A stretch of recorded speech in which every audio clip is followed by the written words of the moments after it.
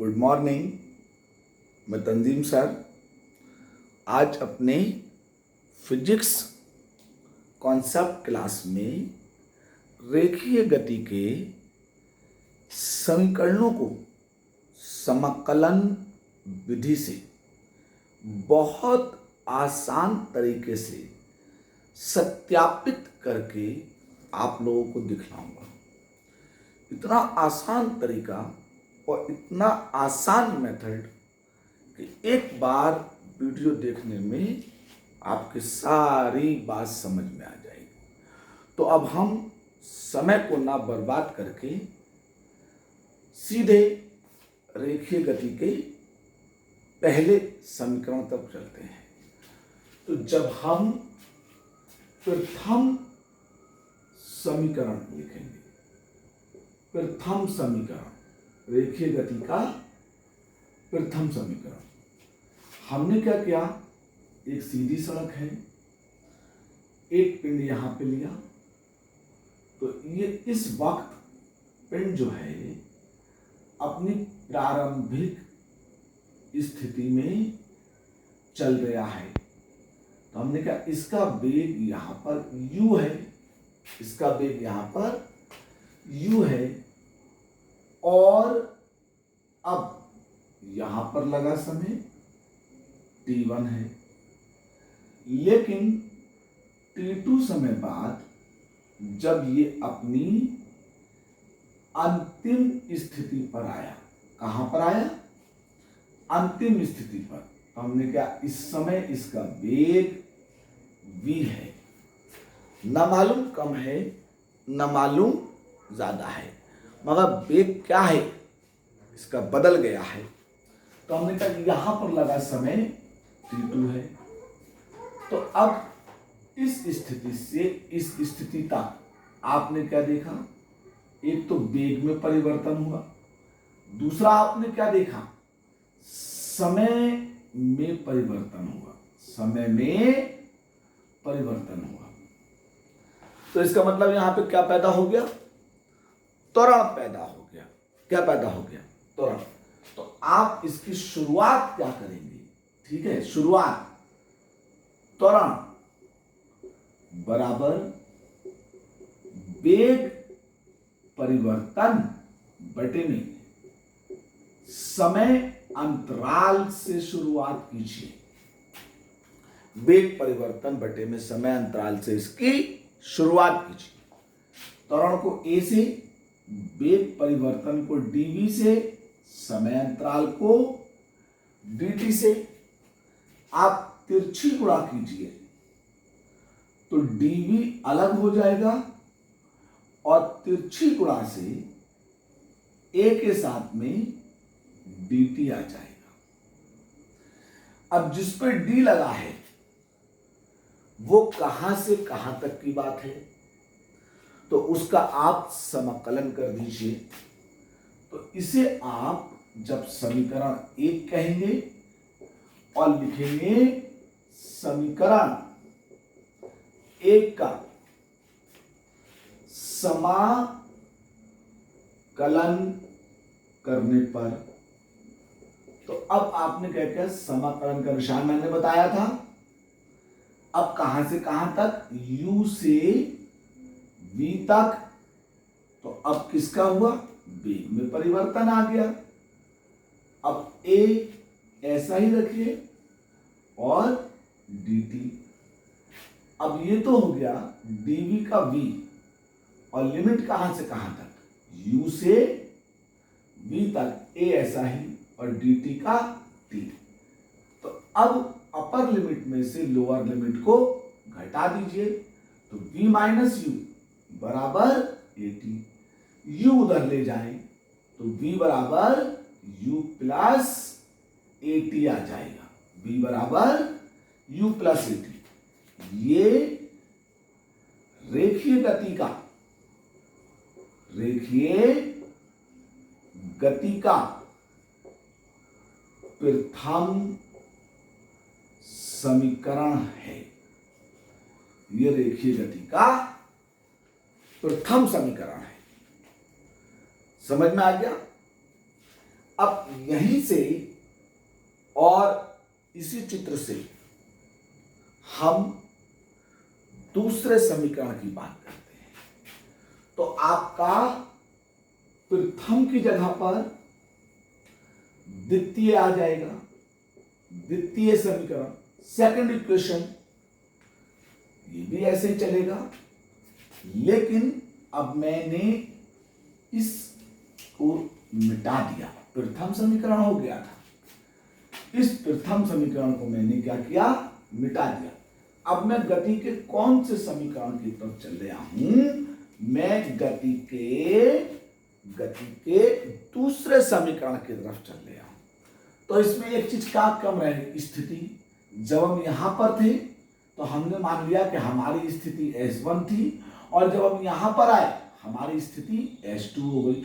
तो इस बीच में हमारा विस्थापन कितना हो गया, ds हो गया। कितना हो गया, ds हो गया।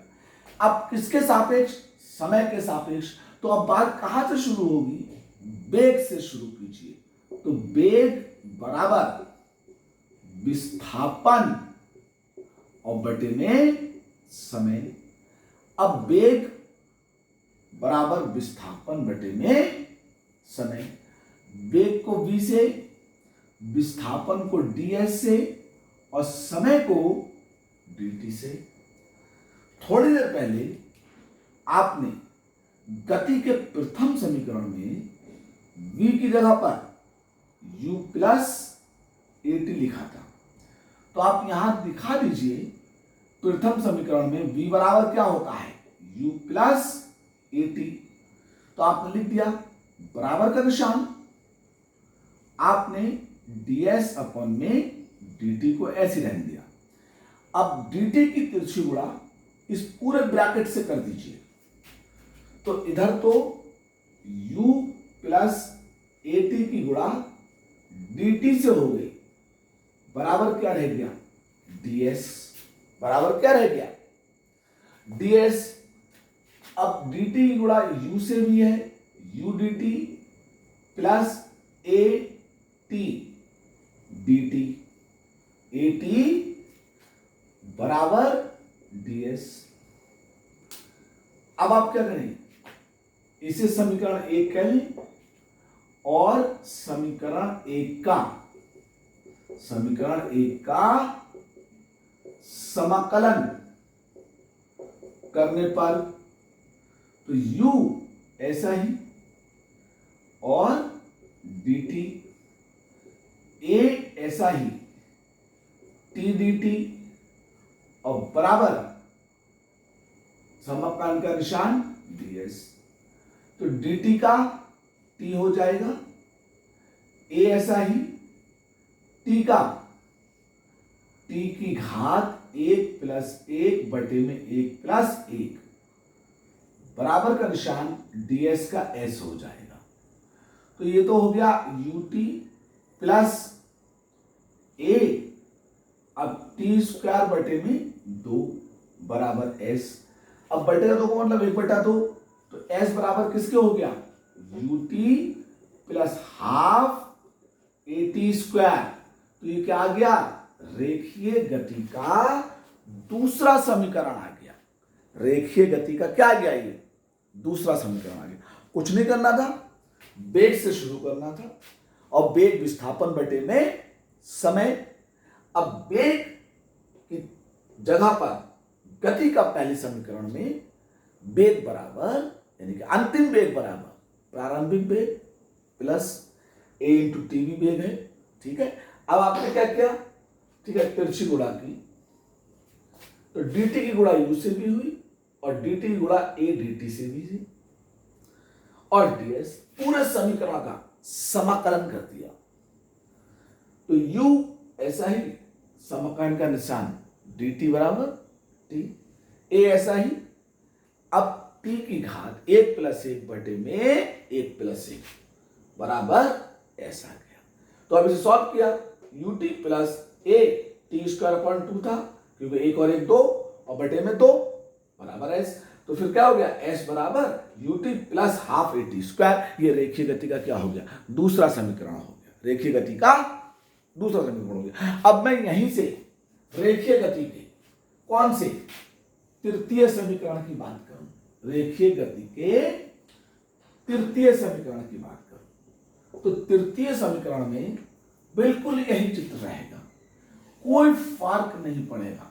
इसे भी अब आप कहां से शुरू कर दें, त्वरण से शुरू कर दें, त्वरण से बात को, और त्वरण से बात को शुरू करते ही समझ लीजिए आपके दिमाग में तीसरा समीकरण यूं बैठ जाएगा। तो क्या था, त्वरण बराबर वेग परिवर्तन बटे में समय अंतराल। अब वेग परिवर्तन को dv, समय अंतराल को dt।